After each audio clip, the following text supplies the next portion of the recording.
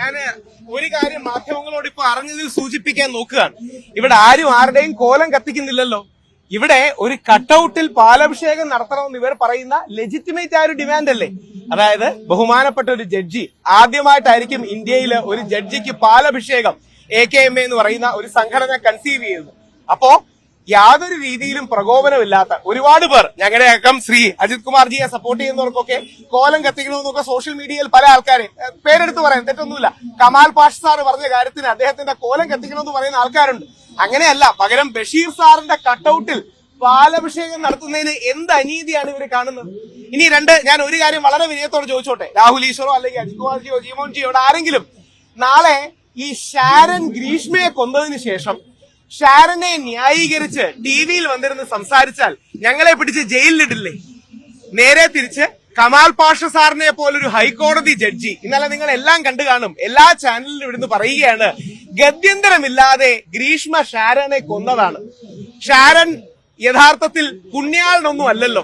Sharon എന്തിനാണ് യഥാർത്ഥത്തിൽ ഗ്രീഷ്മയുടെ വീട്ടിലേക്ക് പോയത് എന്ന് പറഞ്ഞു മരിച്ചൊരാളെ അപമാനിക്കുകയാണ്, മരിച്ചൊരാളെ അവഹേളിക്കുകയാണ്. മരിച്ചൊരാളെ അവഹേളിക്കുന്ന ഈ അവസരം ജസ്റ്റിസ് കമാൽ പോഷ സാറിനെ പോലെ വലിയൊരു മനുഷ്യൻ ചെയ്തിട്ട് എത്ര പേര് പ്രതിഷേധിച്ചു? ഈ രണ്ട് മീഡിയക്കാരോടെല്ലാം ഒരൊറ്റ ചോദ്യം, ഒരുപാട് ചോദ്യങ്ങളിലേക്ക് പോകുന്നില്ല.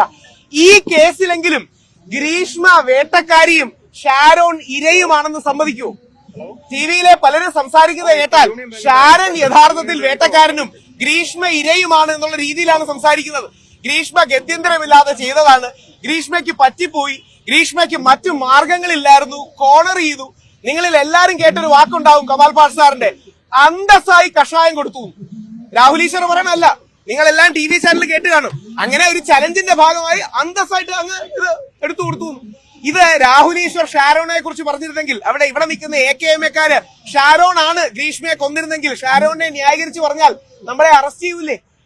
അപ്പൊ യഥാർത്ഥത്തിൽ എന്നിട്ട് ഇവിടെ ഒരു പ്രതിഷേധം നടത്താൻ സമ്മതിക്കുന്നില്ല. എന്ത് ന്യായമാണുള്ളത്? പലപ്പോഴും സ്ത്രീകൾ അവരെ ഇങ്ങനെ വേട്ടയാടുമ്പോ, അല്ലെങ്കിൽ സ്ത്രീകളെ വേട്ടയാടുന്ന കേസിൽ സ്ത്രീകളെ ഒരു കാരണവശാലും മോശം പറയരുത്, സ്ത്രീകൾക്കെതിരെ വാക്കുപോലും പറയരുതെന്നൊക്കെ മുഖ്യമന്ത്രി അടക്കമുള്ള ആൾക്കാർ പറയുന്നുണ്ട്. നേരെ മറിച്ച് ഷാരനെ കൊന്നതിന് ശേഷം 11 ദിവസം വെള്ളം കുടിക്കാതെ ഷാരനെ കൊന്നതിന് ശേഷം ഷാരനെ ഓർമ്മിക്കാനായി ഇവിടെ കൂടിയപ്പോ, ഷാരനെ സ്മരിക്കാനായി ഇവിടെ കൂടുന്നത്, തടയുന്നത് പുരുഷ വിരോധമല്ലേ? നമ്മൾ ആലോചിച്ച് നോക്കിയാൽ മതി.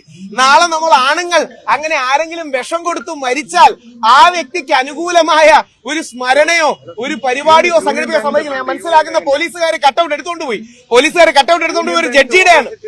ഒരു ജഡ്ജിയുടെ കട്ടൌട്ടിൽ പാലഭിഷേകം നടത്താൻ വന്നപ്പോ ഒരു ജഡ്ജിയുടെ പാലും കൊണ്ടുപോയി, പോലീസുകാർ പാലും കൊണ്ടുപോയി, കട്ടൌട്ടും കൊണ്ടുപോയി.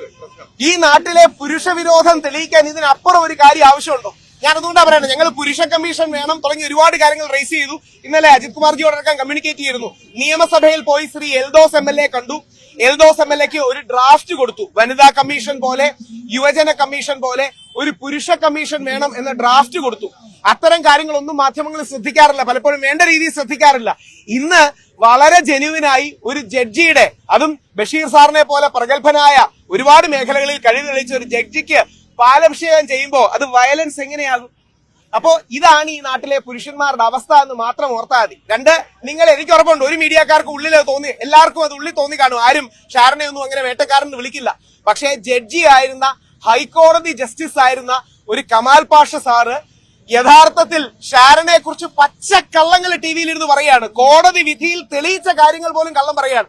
ഷാരന് ഗ്രീഷ്മയുടെ മോശം വീഡിയോകൾ ഉണ്ടായിരുന്നു, ഷാരൻ ഇവളുടെ കല്യാണത്തിന് തടസ്സം നിന്നു, അങ്ങനെ റാങ്ക് ഒക്കെ മേടിച്ചിട്ടുള്ള ഈ കുട്ടിക്ക് കൊല്ലേണ്ടി വന്നുവെന്ന്. ഇത് നേരെ തിരിച്ചാണ് ഷാരനെ ന്യായീകരിച്ച് ഷാരനാണ് കൊന്നിരുന്നെങ്കിൽ പറഞ്ഞാൽ ഈ നാട്ടിലെ അവസ്ഥ എന്താവുക? അപ്പൊ യഥാർത്ഥത്തിൽ ഇതാണ് ഈ നാടിന്റെ അവസ്ഥ.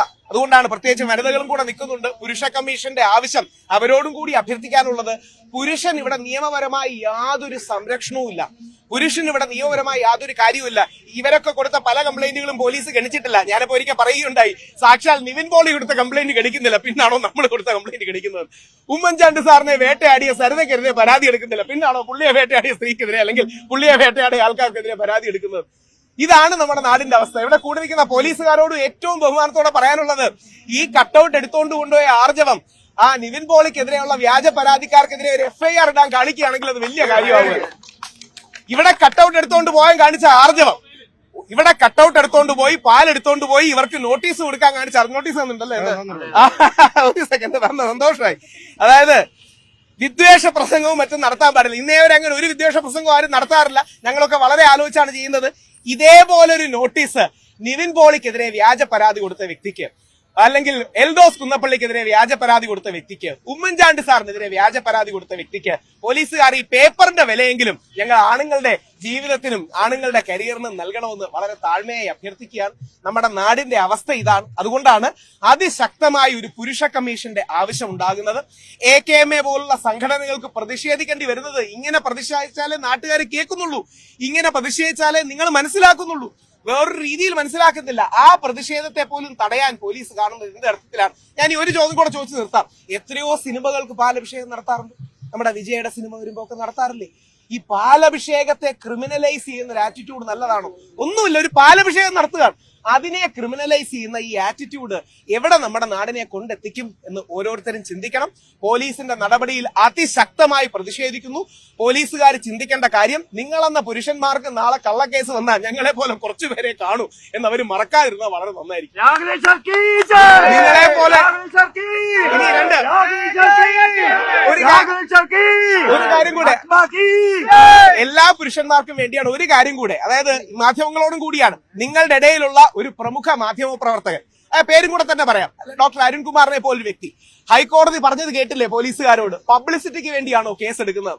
രാഹുൽ ഈശ്വറല്ല, ഹൈക്കോടതിയിലെ കുഞ്ഞികൃഷ്ണൻ സാറിന്റെ ബെഞ്ച് ചോദിക്കുകയാണ്, നിങ്ങൾ പബ്ലിസിറ്റിക്ക് വേണ്ടിയാണോ കേസ് എടുക്കുന്നത്? എന്തുകൊണ്ടാണെന്നറിയാമോ? എന്താ ചോദിച്ചത്? അതായത് അരുൺകുമാർ എന്ന വ്യക്തി നേരിട്ട് ആ പെൺകുട്ടിയോട് സംസാരിക്കുന്നൊന്നുമില്ല. പോക്സോ കേസിൽ 1-ാം പ്രതി. അരുൺകുമാർ പെട്ടാൽ അദ്ദേഹം നല്ല കഴിവുള്ള വ്യക്തിയാണ്. അദ്ദേഹത്തിന് വലിയ വലിയ അഭിഭാഷകരെ കൊണ്ടുവരാൻ കഴിയും. നിങ്ങൾ ഈ ക്യാമറ പിടിക്കുന്ന ആരെങ്കിലുമോ നമ്മൾ ആരെങ്കിലുമോ അങ്ങനെ പെട്ടുപോയെങ്കിൽ നമ്മൾ 2 ആഴ്ച ജയിലിൽ കിടക്കും. ഞാൻ വേറെ ആരുടെയും കാര്യമല്ല, നിങ്ങളുടെ എന്റെയും കാര്യമാണ് പറയണേ. അതായത് നിങ്ങളോ ഞാനോ ആണ് പെട്ടുപോയതെങ്കിൽ നമ്മളൊക്കെ 2 ആഴ്ച ജയിലിൽ കിടക്കും. എന്തിന്? ഒരു തമാശ പറഞ്ഞു തരും. ആ തമാശ പെൺകുട്ടിയോട് പോലുമല്ല, വേറൊരു ആൺകുട്ടിയോട് ഒരു തമാശ രൂപയാണ്, നീ മറ്റേ ആ കുട്ടിയെ കണ്ടോ? ആ ഇല്ല, നന്നായി എന്ന തമാശ പറഞ്ഞതിന് ഞാനും നിങ്ങളൊക്കെ 2 ആഴ്ച കിടക്കും. അതായത് ഒറ്റ വരിയേ ഉള്ളൂ, പുരുഷവിരോധമാണ് പുരോഗമനം എന്ന് ചിന്തിക്കുന്ന ഒരു മനോഭാവം നമ്മുടെ നാട്ടിലുണ്ട്. ആ മനോഭാവത്തിനെതിരെയാണ് പോരാട്ടം. ആ മനോഭാവത്തിനെതിരെ ശക്തമായി നിലകൊള്ളാൻ കഴിയണം. ഓൾ കേരള മെൻസ് അസോസിയേഷൻ ഇന്ന് നടത്തുന്ന പ്രതിഷേധ പരിപാടി പോലീസ് തടഞ്ഞത് അത്യന്തം അപലപനീയമാണ്.